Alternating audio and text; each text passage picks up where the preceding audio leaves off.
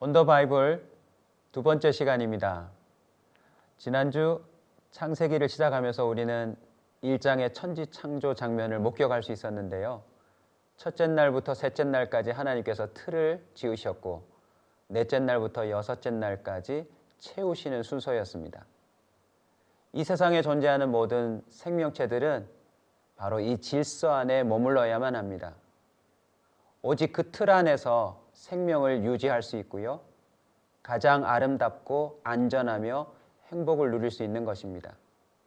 만약 이 틀과 질서를 벗어나면 어떤 일들이 생길까요? 물 밖으로 나온 물고기처럼 불행하고 끔찍한 일들이 아마 생길 것입니다.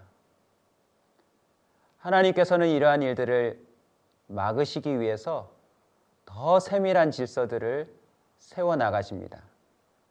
창세기 2장이 바로 그 내용을 담고 있는데요. 다음과 같은 세 가지 질서를 또 소개해 드리려고 합니다. 안식의 질서, 가정의 질서, 그리고 선악과의 질서가 그것입니다. 이 세 가지 질서는요, 특별히 사람에게 주어진 명령이자 질서였습니다. 이 안에 담겨져 있는 하나님의 그 마음을 우리 온전한 사람의 생활 수칙으로 표현하자면 다음과 같이 표현할 수 있습니다. 손대지 마라. Don't touch. 한마디로 표현하면 하나님이 정하신 경계에 넘어서지 말라는 것입니다. 선을 넘지 말라는 것이지요. 자, 그럼 이 장에 담겨져 있는 그 새로운 질서들을 한 번씩 살펴볼까요? 이 장의 시작은 하나님께서 안식하셨다라는 것으로 시작합니다. 6일 동안 창조 사역을 마치시고 7일째 안식하셨다. 여러분, 하나님은 쉬실 필요가 없으실 텐데 왜 안식하셨다라고 기록하고 있을까요? 그 실마리는 하나님께서 모든 일들을 마치시니라는 표현에서 찾을 수 있습니다. 이것은 단순히 멈춤을 의미하는 것이 아니고요. 창조 사역을 완성하여 마쳤다라는 의미입니다. 하나님이 이 세상의 그 창조를 완성하셨다는 의미지요. 그리고 바로 이어서 7일을 구별하시면서 하나님은 안식하신 것입니다. 여기서 사람이 발견해야 될 질서는 바로 시간의 주인이 하나님이시라는 것입니다. 천지 창조의 흐름 속에 그 시간을 주관하시는 분이 하나님이시고 사람은 결국 이 멈춤을 통하여서 하나님이 정하신 시간 안에서 자신의 피조물 되었다는 한계와 그리고 창조주를 기억하며 그 시간 안에서 참된 거룩과 복을 누려야 한다는 것입니다. 출애굽기를 통하여서도 보다 더 안식일에 대해서 설명을 할 텐데요. 이 안식일의 개념은 시간 속에서 철저히 하나님을 주인으로 인정하지 않으면 그 나머지 모든 질서들도 깨어질 수 있다는 것을 의미합니다. 오늘날 많은 사람들이 멈추지 않는 기차처럼 쉼 없이 달려가고 있는데요. 이미 경험하듯이 개인의 건강을 잃어버리거나 가정이 깨어지거나 사회가 또 환경이 파괴되어지면서 그 나머지 모든 질서에도 영향을 미치는 것을 알 수 있지요. 안식일을 통하여 사람은 창조주를 기억하고 거룩해질 수 있습니다. 그리고 하나님이 주신 모든 질서 안에서의 참된 복을 누릴 수 있다는 것을 기억하고 그 시간의 주인이신 하나님 앞에 겸손히 질서를 지키는 자가 되기를 원합니다. 그 다음은 하나님께서 가정의 질서를 세우시는 장면이 나옵니다. 특별히 다른 피조물보다요, 사람을 어떻게 지으셨는지 구체적으로 설명하고 있습니다. 땅의 흙으로 사람을 지으시고 그곳에 생기를 불어넣어 사람이 되게 하셨다라는 표현이죠. 영어 원문을 보면 좀 더 우리가 지금 배워나가는 흐름과 일맥상통하는 부분을 발견할 수 있습니다. 땅의 먼지에서 사람의 모양을 폼했다. 틀을 지으시고 그 코에다가 the breath, 한숨에 해당하죠. 그 숨을 불어넣음으로 말미암아 살아있는 사람이 되었다는 것입니다. 그래서 마치 우리의 영혼은 바람과 같은 특징을 가지고 있는데요. 우리 몸에서 이 바람이 들락날락 하는 것이 곧 살아있는 생명이라고 하는 것을 증명하죠. 저는 목회자로서 많은 사람의 임종을 가보는데 그 사람의 마지막 순간이 이렇습니다.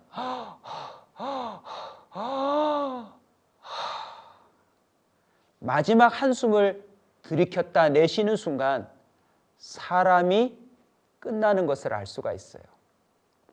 하나님이 이 구절을 특별히 보여주시는 것은 창세기부터 요한계시록까지 인류의 역사를 관통하는 인생사에서 사람이 어떤 질서를 갖고 있는지를 보여주는 아주 중요한 정보입니다. 정말 창조주만이 알려줄 수 있는 비밀이지요. 신약 성경에 보면 귀신 들린 사람들이 나옵니다. 영만 가지고 있는 귀신들이 이 틀을 가지고 있는, 육체를 가지고 있는 사람 또는 돼지를 비롯한 짐승에게도 들어갔다가 나올 수 있다는 사실을 보여주고 있지요. 타락한 육체와 영혼이 온전한 사람으로 구원에 이르는 것도 신약에서는 결국 성령이 그 사람 가운데 임재하셔야 가능하다는 것을 보여주고 있습니다. 인간의 구조, 창조주가 설명해 주신 이 내용을 토대로 우리는 또 이 마음에 새겨야 될 질서가 있습니다. 인간은 무엇을 담느냐에 따라 결정되더라는 것이지요. 음식부터 눈으로 귀로 온몸으로 받아들이는 그것을 통하여서 인간의 삶이 결정된다고 하는 질서를 엿볼 수 있는 대목입니다. 아담한 남자, 붉은 흙에서 온 이 남자를 창조하신 후에 하나님은 또 선물 같은 여자를 창조하시는데요. 이 남자를 잠재우시고 그에게서 갈비뼈 하나를 취하여서 여자를 창조하십니다. 그 이름이 바로 하와이지요. 많은 사람들이 하와, 이브, 뭐가 맞습니까? 라고 묻는 분들이 있어서 설명을 드립니다. 하와는 히브리어 표현이고요. 이것이 헬라어, 라틴어 번역 과정을 지나서 영어 표현에 이르면서 이브라고 발음하게 되었습니다. 그러니 똑같은 이름인 거죠. 뜻은 생명, 호흡이 있는 자라는 뜻입니다. 이 이름보다 더 중요한 표현이 있는데요. 하나님이 여자를 창조하시면서 돕는 배필이라고 표현합니다. 단순히 남자를 돕는 파출부 정도로 아시면 큰일 납니다. 남녀를 동등하게 창조하셨을 뿐만 아니라 이 표현을 보면 훨씬 더 존귀할 수도 있습니다. 이 돕다라고 하는 단어는요, 성경에서 하나님이 사람을 도우실 때 사용하셨던 동사를 붙여 놓은 것입니다. 그러니 마치 이 여자가 아담을 하나님이 돕듯이 돕는 역할을 한다라는 의미이지요. 세상에 홀로 살아가는 존재뿐만 아니라 또 다른 사람이 필요한 이유를 설명하는 바이기도 합니다. 자, 한번 에덴 동산으로 가서 상상해 볼까요? 만약 남자만 창조했다면 에덴 동산 안에서 최초로 맛보는 과일, 최초로 목격하는 광경, 너무나도 신비롭고 멋지고 행복할 테지만 혼자밖에 없으니 이것을 누구하고 나누겠습니까? 하나님께서 이렇게 표현하시죠. 홀로 독초하는 것이 보기 좋지 않으니 돕는 배필을 그에게 지어주십니다. 보이지 않는 하나님이 나를 돕는 줄은 알지만 어느 순간부터는 그는 외롭고 또 심심하고 하나님이 돕고 있다는 사실마저도 망각할 수 있는 그런 상황이 올 수 있겠죠. 그러나 구체적으로 눈에 보이는 이 여자를 통하여서 하나님이 나를 돕고 있구나라고 하는 사실을 알도록 하나님이 질서 잡아 놓으신 것입니다. 이것은 부모와 자식 간에도 연결되고요. 이웃 사이에서도 연결되는 질서입니다. 나 외에 다른 사람을 하나님이 존재케 하신 이유가 무엇입니까? 서로에게 돕는 배필이 되어주라는 것이지요. 마치 하나님이 돕는 것처럼 도울 때에 하나님은 사람의 관계 속에서 생명의 기적이 일어나도록 만들어 놓으셨습니다. 아담과 하와가 한 몸을 이루어서 하나님이 돕는 것처럼 서로 도울 때 생명이 그곳에서 탄생하게 되고 또 확대된 가정을 이루게 되지요.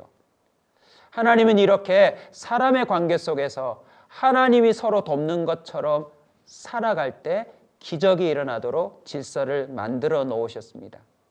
오늘날 많은 사람들이 사랑하는 부부 관계에서조차도 돕는 걸 싫어해요.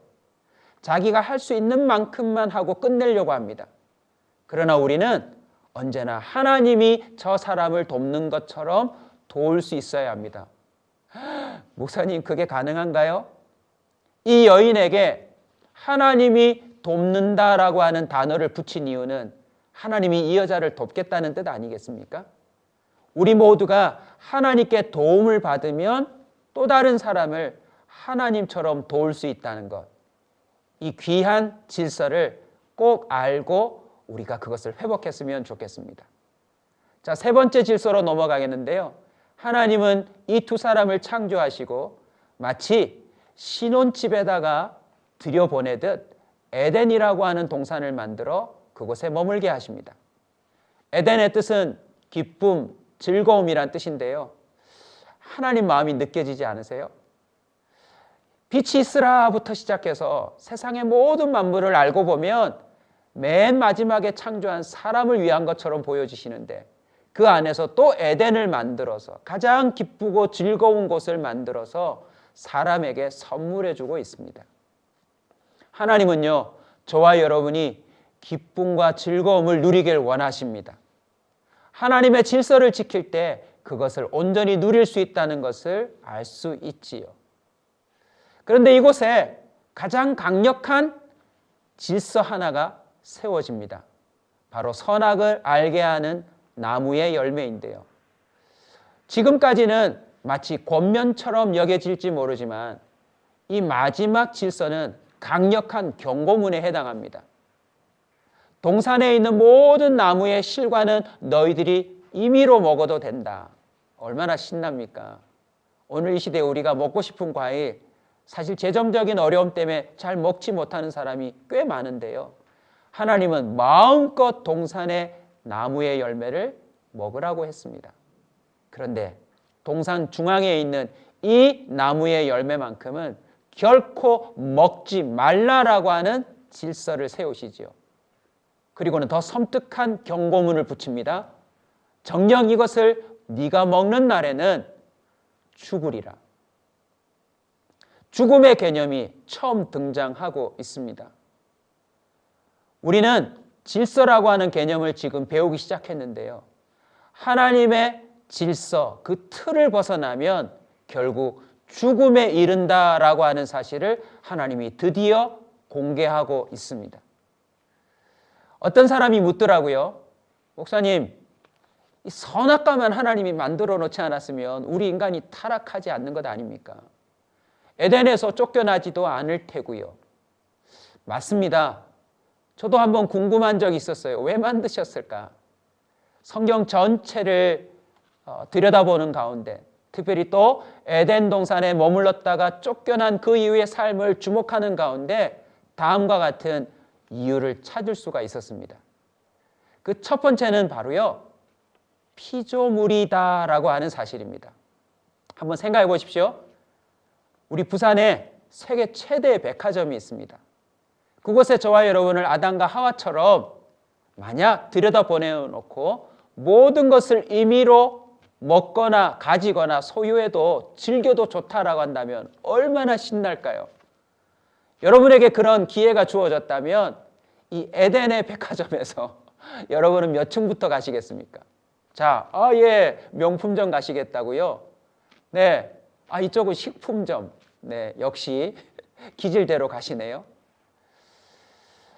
하루 이틀, 한 달, 두 달, 정말 모든 걸 다 경험해 본 후에 만약 1층에 있는 한 중요한 장소에 그 백화점의 오너가 이것만큼은 건드리지 마라.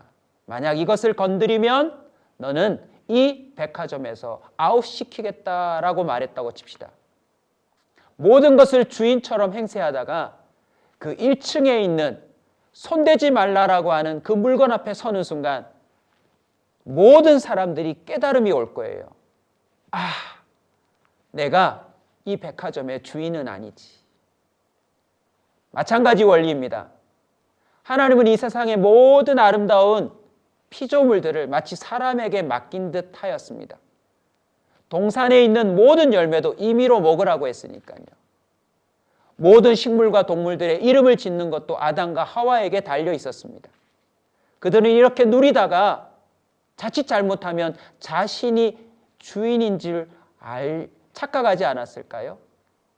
동산 중앙에 있는 나무의 열매 앞에 딱 서는 순간 아, 맞다. 먹지 말라고 하셨지, 죽는다고 했지 라고 하는 사실이 생각나는 순간 이 두 사람의 정체성이 결정됩니다. 무엇입니까? 바로 피조물입니다. 주인이 아니라는 것이죠. 오늘날 많은 사람들이 시간이며 몸이며 my life, 내 인생이라며 함부로 대하지만 하나님은 이 세상의 곳곳에 인간이 직면하는 한계를 통하여 선포하고 있습니다. 너는 피조물이야. 주인이 아니란다. 그 다음으로 우리가 이 선악과의 존재 이유를 이렇게 발견할 수 있습니다. 바로 언약의 상대라는 것이지요. 성경에 등장하는 언약이라고 하는 것은 일종의 계약인데요. 왕이 등장하면 상대편의 왕이 나야만 성립할 수 있는 것입니다. 하나님께서 인간 피조물과 더불어서 계약을 맺은 언약이지요. 이것을 따먹으면 정령 죽으리라. 따먹지 않는다면 너는 에덴에 계속 머물리라. 하나님은 인간을 피조물 가운데서 하나님의 언약의 상대로 높여주셨다라고 하는 사실을 보여줍니다. 한계만 드러낸 것이 아니라 그 가운데서도 존귀한 자로 지음받았음을 하나님이 선포하고 있는 셈이지요. 이것이 왜 중요하냐면 세 번째 의미 때문입니다. 인간에게 자유의지가 주어졌다는 것을 알리기 위함입니다.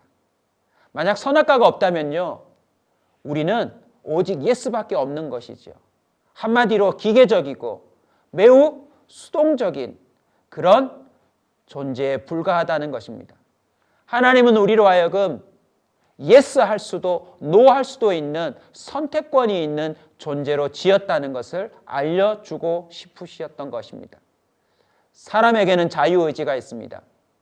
하나님의 형상으로 존귀하게 지음받았다는 사실을 주님은 알리기 위해 선악과를 사용하신 것입니다. 네 번째는 바로 언약으로 말미암는 축복을 주시기 위해서입니다. 자, 에덴 동산으로 가서 한번 상상해 볼까요? 하루 얼마나 신났을까요? 새로운 과일. 이틀째 또 다른 것을 목격하고 또 다른 것을 이름짓고 새로운 세계를 경험하겠죠. 그러나 그들이 또 선악과 앞에 서는 순간 갈등하게 될 겁니다. 이걸 먹을까 말까. 선악과를 따먹지 않게 되면 어떤 일들이 주어지죠? 내일 다시 에덴 동산 안에 머물 수 있는 복이 주어지더라는 것입니다. 성경에 등장하는 수많은 말씀들, 계명들이 어떤 사람은 너무나도 힘겹다, 부담스럽다, 무겁다, 목을 죄어오는 것 같다라고 이해하지만 사실은요, 하나님은 우리로 하여금 그 질서 안에서 복을 누리도록 하시기 위함이었습니다. 선악과를 따먹지 않을 때 그들은 에덴을 또다시 부여받는 것이지요. 많은 계명이 아니라 단 하나의 계명으로 말입니다. 이것이 바로 신의 한 수였죠. 마지막 하나님의 지혜를 엿볼 수 있는 선악과의 존재 이유는 바로 선악, 그것은 바로 하나님의 영역이라는 것이죠. 왜 하필 선악을 알게 하는 나무에 열매라고 이름을 지었을까요? 이것은 선이다, 이것은 악이다. 그것을 정확하게 구분짓고 판단하며 판결 내릴 수 있는 존재는 오직 하나님뿐이고 하나님의 영역이라는 것이죠. 인간이 그 영역 안으로 들어오게 되면 어떤 일이 벌어집니까? 아마 지금 우리가 경험하고 있는 사태가 더 심각해지겠죠. 죄 있는 사람을 죄 없는 사람으로, 죄 없는 사람을 죄 있는 사람으로 지금도 뛰어나다고 하는 판사들이, 검사들이, 경찰들이 그렇게 오해하고 착각하고 있지 않나요? 하나님은 인간이 함부로 하나님의 영역에 들어와 판단하고 심판한 일을 하지 않도록 이 선악과를 통하여 미리 경계를 지어 놓으신 것이었습니다. 이 5가지 원리뿐만 아니라 더 풍성한 의미가 선악과 안에 담겨져 있겠지요. 하지만 우선 우리 몬사 커뮤니티 교회 성도들이 이 5가지 의미를 통하여서 하나님의 그 참된 뜻을, 지혜를 발견하고 질서를 회복했으면 합니다. 자, 오늘 안식부터 가정, 선악과의 질서를 살펴보았는데요. 어떠세요? 우리가 그동안 놓쳤던 질서들이 하나님의 귀한 뜻과 배려로 이 세상 가운데 분명한 질서로 새겨져 있다는 것을 발견하게 되셨죠? 우리는 이 질서를 통하여 우리의 삶 가운데 이러한 모습이 회복되었으면 좋겠습니다. 아담과 하와가 하나님의 안식을, 그리고 가정의 행복함을, 그리고 선악과라고 하는 결정적인 에덴 동산의 그 질서를 통하여서 25절에 보시면 이런 은혜를 경험했다고 합니다. 벌거벗었으나 부끄러워하지 아니한지라. 질서 안에 있으면 부끄러움을 당하지 아니할 거라는 것입니다. 자유입니다. 그야말로 평안입니다. 오늘날 많은 사람들이 서로의 흠을 찾아내고 부끄러워할 수밖에 없는 수치심이 가득한 세상인데요. 기억하십시오. 하나님의 질서 안에 머물면 결코 부끄러워하지 아니하리라. 이것은 성경 전체를 관통하는 하나님의 마음이기도 합니다. 예수 그리스도를 믿는 자에게는 결코 부끄러워함을 당하지 않게 하시겠다. 하나님의 말씀, 하나님의 질서, 예수 그리스도의 복음 안에 들어갈 때 우리 사람은 참으로 수치심 없는 삶을 살 수 있다는 것 기억하셨으면 좋겠습니다. 자, 이제 2장의 내용을 다 들으셨는데요. 한 주간 동안 이 말씀을 묵상하면서 우리 모든 성도들이 질서를 회복하는, 그리고 우리가 넘었던 선들을 다시 돌아와 지키고 회복하는 은혜가 있기를 소원합니다. 제가 질서를 회복하라 하면 여러분은 손대지 말라라고 외치면서 오늘 이 시간 마치도록 하겠습니다. 질서를 회복하라, 손대지 말라.